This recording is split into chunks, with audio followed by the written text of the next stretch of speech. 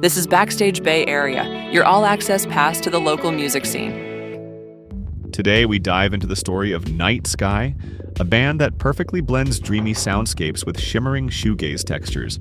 Composer and multi-instrumentalist Nyles Lannon and his son Skye formed Nyte Skye during the pandemic. The musical project is rooted in family, experimentation, and a deep love for creating art together. Drawing inspiration from new wave and psychedelic rock, its sound has been described as Brian Ferry's Roxy music meets the Jesus and Mary chain. Their debut album, Vanishing, was released in 2023 on Sonic Ritual Records. It's a 10-track exploration of atmospheric, emotional, and intricate melodies. In this episode, we will follow North Bay native Nyles Lannon as he transitions from his indie pop project, Total Brightness, to the rich soundscapes of Nyte Skye.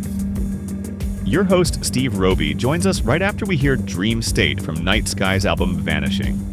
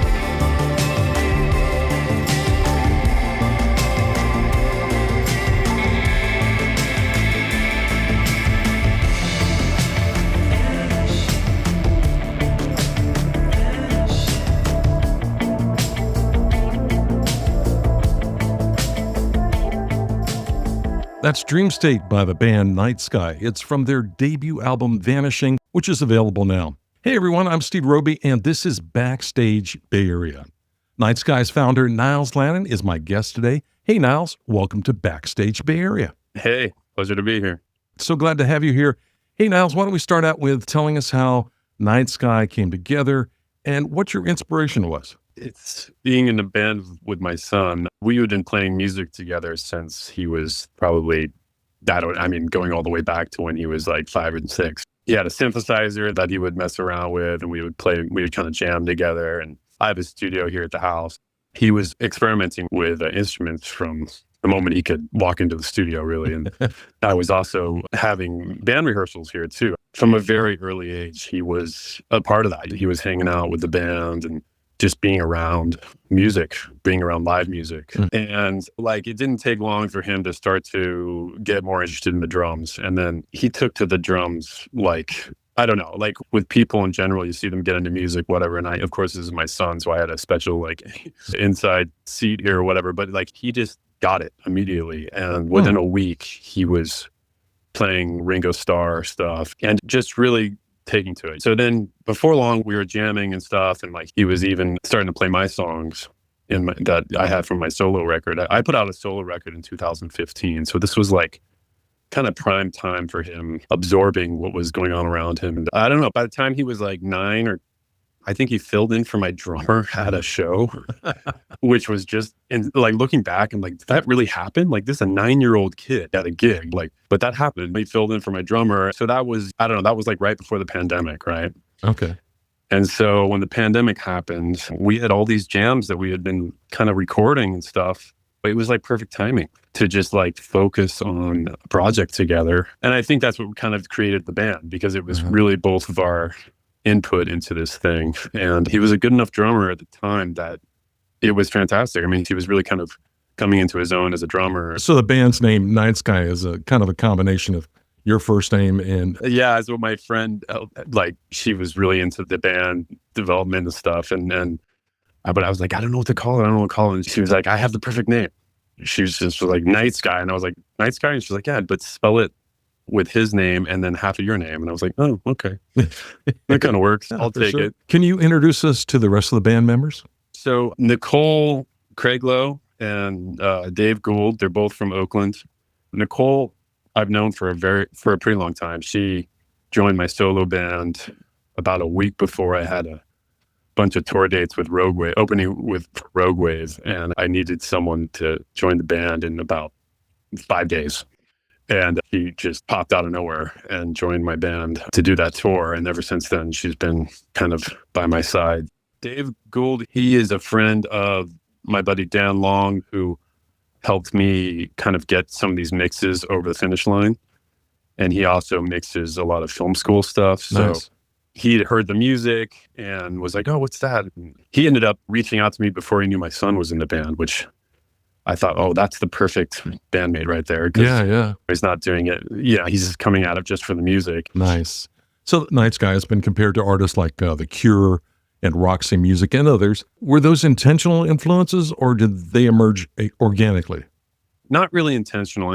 I definitely have tendencies when it comes to my own music, and I'm a commercial composer, so I wear a lot of different hats with music. But when it comes to like my own, I guess, when left to my own devices and my own choices, I tend to write a certain way and play a certain way. I like a lot of like old new wave. Like I love the Police. I love all that stuff. I love Andy Summers. Like he gets no credit as the third member of the Police, but he is just such a great guitarist. And I love melodic lines like that. I grew up with that. So that's just how I play. So it comes across in a lot of the projects that I play and when I'm playing guitar. And also my style of singing is kind of, I get the Roxy Music thing, the Brian Ferry thing thrown at me. Sure. So for whatever it's worth, I try to sing other ways, but it comes back to that. Well, let's talk about some of your other musical projects like film school, for example. It's been a significant part of your musical journey. How did your time with this band develop the dreamy, psychedelic sound we hear in Nyte Skye? Well, it's similar, right? Most of my work with film school is as a guitar player, lead guitar. So I'm doing a lot of that kind of upfront lead lines and filling in a lot of atmospheric space with the guitar. And that goes back to just years and years of playing guitar like that. I mean, film school started in 99, 2000. And even before that, I was in some bands in Philadelphia that were really kind of in the same kind of noisy atmospheric world. I've just always been really attracted to that sound for the guitar. And so It's a combination, right? It's kind of like that angular new wave sound when it comes to melodies, but also this big kind of canyon-like filling the room with sounds thing that I enjoy too. I kind of like the juxtaposition of both, to be honest.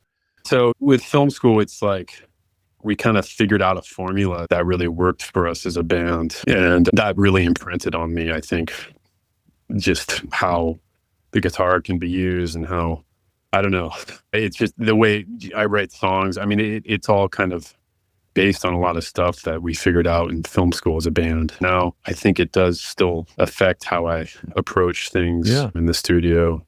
I also like to react to, as a songwriter, I like to react to something that's been thrown at me instead of it being entirely just coming all from me. Like, I love it when someone will be like, oh, well, what about this? You know, like throws a guitar line at me or throws in the case of Nyte Skye, throws a beat at me. So, and I kind of set that up with Nyte Skye as well. Like, you know, without the way that we started recording, after a little bit, I would let Skye just go off on an idea for a while. And then I would react to that, you know, as part of the songwriting. So songs were never like stale. They were always ever evolving, even once we started recording. Great. And I think, you know, that's an important piece of how I work. I want to play a track from your indie pop project called Total Brightness. It's a little different than Nyte Skye. What can you tell us about the track No Other Ride, which has gotten a lot of praise in the music industry? What's the story behind this song?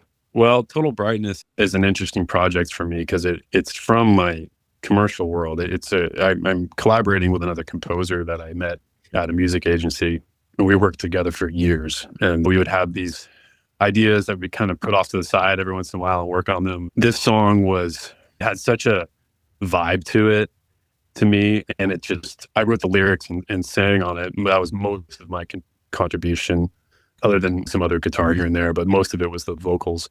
And it was just such a visual song for me, and it popped those vocals out so fast. It has like almost like a Riders on the Storm kind of Doors vibe to it. Yeah, sort of. right. Yeah. And it's just so different than something that I would write, like if music-wise, and it was such a pleasure to sing on it because, like, lots of times lyrics take a long time to write. They're very hard for me.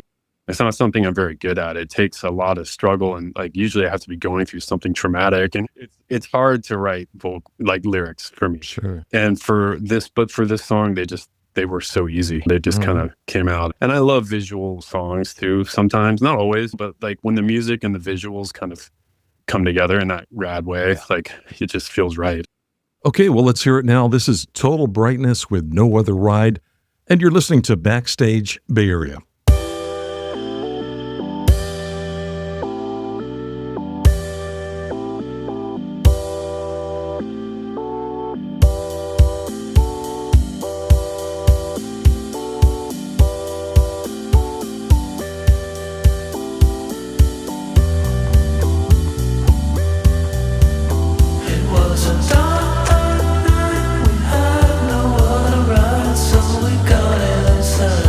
We got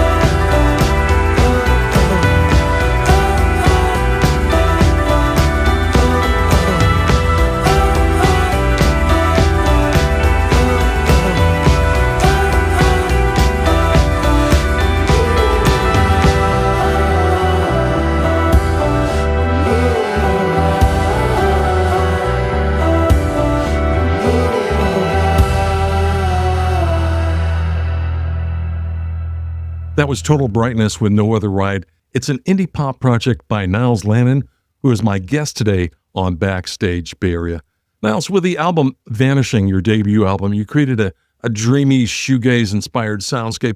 What was the writing and recording process like for this debut?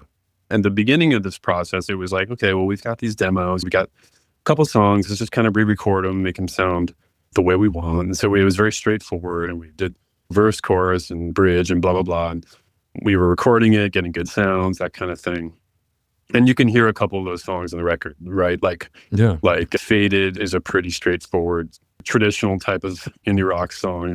And that led to this more open sound and this more kind of groove sound. And you can hear that Guided by Hand and Tools in the Heart. They all have these kind of moments where they open up and the song kind of hangs in a space. And I love that. That's where I think we kind of found ourselves. And the live approach also, we try to have that be a part of the sound too. Instead of just having these really kind of straight songs you'd expect, we try to have a lot of open areas. And I think that's kind of where the band will. But again, I mean, it's such a pandemic baby because we had time to kind of figure out, sure, I think, what the sound was going to be and what we wanted to do. And well, let's take a look ahead at Nyte Skye's future. You sent us a demo for the song Shadow Priest, which will be featured on the next album. Tell me about the track, and when can we expect the new album? I'm hoping to get the new album done by sometime in the spring. And so by the time it comes out, it'll probably in the summer at the earliest, just because things take. The song like Shadow Priest, that song is probably a good example of where we're going. It's not really what you'd expect, I think, when you talk about shoegaze bands. That doesn't sound like The Cure. It doesn't sound like Slow Dive or My Bloody Valentine. It doesn't fall into any of that easy pigeonholing that Spotify loves to do for shoegaze. It's not that, really. And it's a bit of a misnomer to say that we are a shoegaze band in some ways, but I think that's an easy way to describe that kind of melodic, atmospheric sound. That's usually how people describe that. And it's still going to have that. But a song like Shadow Priest, it's like there's just a certain level of rock and roll there. And I don't know. I don't really know how to. It's hard to describe your own music, I think, in any understandable way. But for me, I like to think of it as just kind of songs that are catchy and just have their own life that aren't really going to sound too much like anything else. It's just going to be our sound. Well, let's let the music speak for itself. This is an exclusive here on Backstage Bay Area. The song is called Shadow Priest.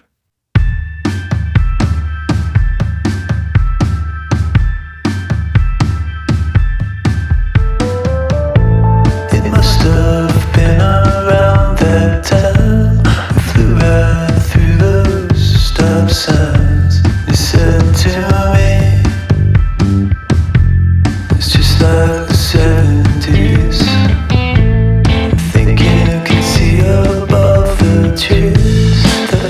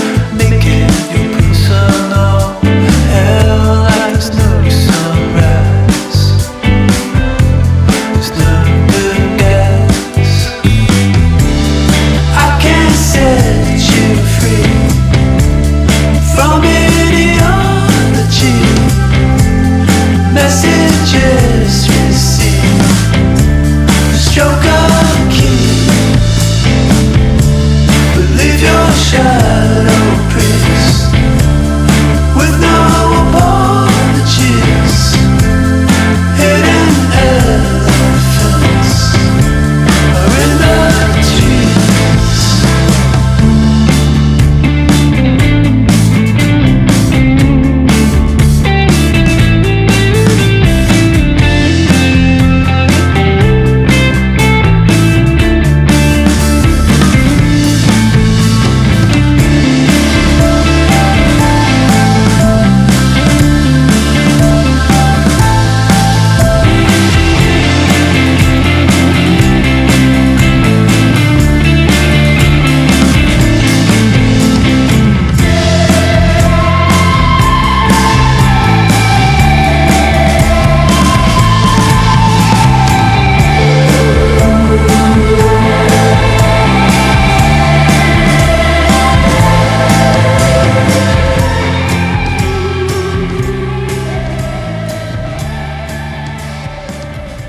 If you're just joining us, Nyles Lannon, founder of Nyte Skye, is our guest today. With the second album on the way, the spring or the summer, are there any collaborations or creative experience in the works in this new year coming for you, Nyles? There's always a lot of collaboration these days. I have a lot of kind of things on the burners always. As a working musician, you really, in my world, you kind of have to, because I'm not touring that much. I can't really do that kind of thing anymore. So I'm a commercial composer, right? And so Sure. a lot of my collaborations come out of that world. So I have one project called National Sweetheart that is with a collaborator, a friend of mine, Neil Rodenmeyer, actually. He helped me write a lot of lyrics on the Nyte Skye record, but he's also composer, and we do a lot of music for YouTube, as it turns out. We create a lot of the music in the YouTube audio library. Nice. So That's great. we have this whole other life, right, where we crank these songs out, but we also have our own project. So you're always gonna, I think, for as long as, I don't know, probably for the foreseeable future, we're gonna be kicking out a lot of music every year, just because it's just been a great collaboration, and it's nice to have money in the bank too when you're getting paid to create music for something. But it's just been a great opportunity for us to be able to crank out a lot of music for our own. I feel like I'm going to be doing that more and more this year. Let's talk about the upcoming show at the Sweetwater Music Hall on January 9th. What can the audience look forward to at that show? We'll have new hats. I'm going to have some hats there that the Tommy Breeze, he's a hat maker over here in Fairfax. I guess he makes all kinds of clothing and stuff, but his main claim to fame is hats. And so he's made us a bunch of cool hats to sell at this show. And other than that, like, you'll get to hear songs from the new album. We've probably got 5 or so that we're playing, I think, at this point. So we'll be debuting. One of them is brand new, and of course Shadow Priest and a few others. Well, let me remind our listeners that Nyte Skye will perform on Thursday, January 9th at the Sweetwater Music Hall in Mill Valley. Doors open at 7 p.m. and showtime is 8. Tickets are available right now at sweetwatermusichall.com. And you can find Nyte Skye's music on Spotify, Bandcamp, and their official website, Nyte Skye, NYTE-SKYE.com. for tour schedules, updates, and you can also follow them on Instagram. Nyles, where can people locate you on the web for projects that you would produce? If they just go to my website, nyleslannon.com, they can kind of catch up that way. But Instagram, nyleslannon_music is probably the best way. And of course, everything's on Spotify. Once they kind of see what I'm working on, I try to keep that going, and Bandcamp. But Instagram is probably the most updated way. All right. Well, Nyles, thank you so much for your time today, and good luck with the new album and the upcoming show at the Sweetwater Music Hall. Thank you, Steve. Thanks so much for including me on your podcast. All right. Backstage Bay Area will be right back. Hey musicians, would you like to be a guest on Backstage Bay Area? Just email the host and let him know when you'll be playing in the Bay Area. The address is backstage.sfbay@gmail.com. Thank you for tuning into the Backstage Bay Area podcast. Don't forget to visit us online at backstagebayarea.com for more insights and stories. Be sure to join us next time for more engaging conversations with local talent and touring musicians. Until then, keep the music alive, and we'll see you backstage.